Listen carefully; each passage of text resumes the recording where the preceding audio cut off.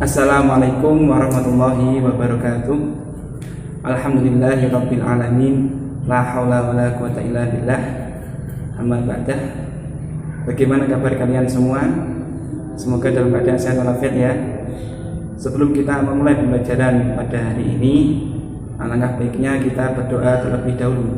Semoga apa yang akan kita pelajari bisa bermanfaat bagi kita semua. Berdoa mulai. Nah, pada kesempatan kali ini kita akan belajar tentang kisah keteladanan Nabi Sulaiman alaihissalam. Sebelum itu kita perlu mengetahui kompetensi dasar yang akan kita pelajari. Yang pertama, menghayati kisah keteladanan Nabi Sulaiman. Yang kedua, mencontoh kisah keteladanan Nabi Sulaiman. Yang ketiga, menganalisis kisah keteladanan Nabi Sulaiman. Dan yang keempat, menceritakan kisah keteladanan Nabi Sulaiman. Selanjutnya, silakan kalian simak dan dengarkan video kisah keteladanan Nabi Sulaiman berikut ini. Kisah teladan Nabi Sulaiman alaihissalam. Nabi Sulaiman alaihissalam adalah putra Nabi Daud alaihissalam. Setelah Nabi Daud alaihissalam wafat, Nabi Sulaiman alaihissalam menggantikannya sebagai raja. Allah memberikan banyak keistimewaan atau mukjizat kepada Nabi Sulaiman. Di antaranya adalah Allah menjadikan angin sebagai kendaraan beliau. Beliau dapat memerintahkan sang angin untuk membawanya ke negeri yang jauh. Bila Nabi Sulaiman mengendarai sang angin, maka perjalanan setengah hari sama dengan perjalanan selama sebulan bila mengendarai binatang. Dengan izin Allah, Nabi Sulaiman memiliki anak buah dari bangsa jin. Mereka pun tunduk kepadanya. Nabi Sulaiman bisa menyuruh mereka untuk membuat istana, benteng-benteng, kemudian juga bisa menyuruh mereka untuk menyelam ke lautan dan mengeluarkan mutiara-mutiara yang indah. Nabi Sulaiman juga dapat mengikat jin-jin kafir untuk mencegah kejahatan mereka. Dan sebagai anugerah lain bagi Nabi Sulaiman alaihissalam adalah dapat mengalirkan tembaga. Tembaga merupakan benda tambang yang ada di dalam perut bumi.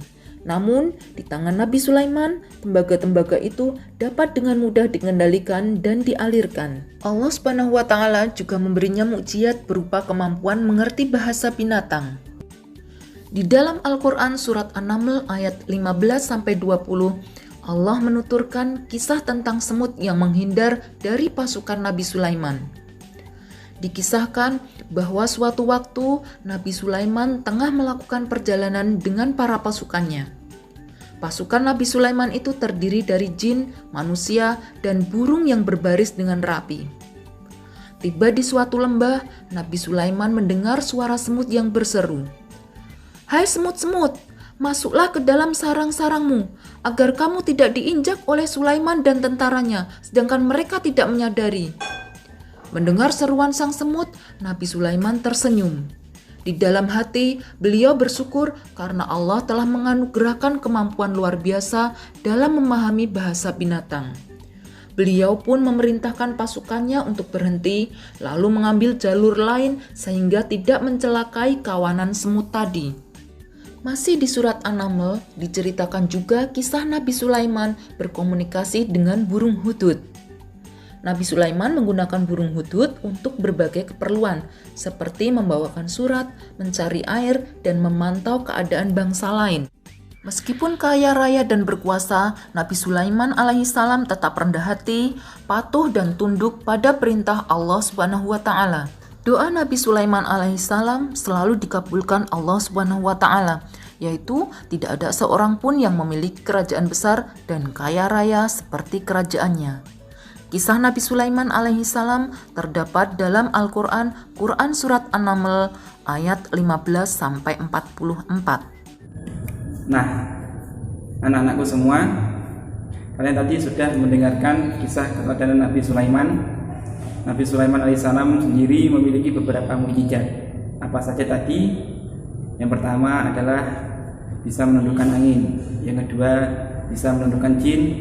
Yang ketiga, bisa mengikat jin kafir untuk mencegah kejahatan mereka. Yang keempat, bisa mengalirkan tembaga. Dan yang kelima, bisa mengerti bahasa binatang. Nabi Sulaiman walaupun kaya raya juga tidak kemudian sombong, tetapi beliau tetap rendah hati dan selalu taat dan patuh kepada Allah. Untuk itu, marilah kita sebagai umat Islam bisa meladani kisah keteladanan Nabi Sulaiman alaihissalam dengan cara yang pertama, selalu taat kepada Allah. Yang kedua, bersikap rendah hati dan tidak sombong. Yang ketiga, bersikap baik kepada sesama makhluk Allah Subhanahu wa taala. Dan yang terakhir, selalu bersyukur atas nikmat Allah yang diberikan kepada kita.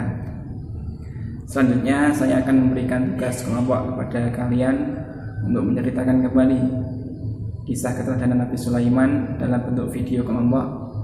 Untuk kelompoknya nanti saya bagi lewat grup kelas.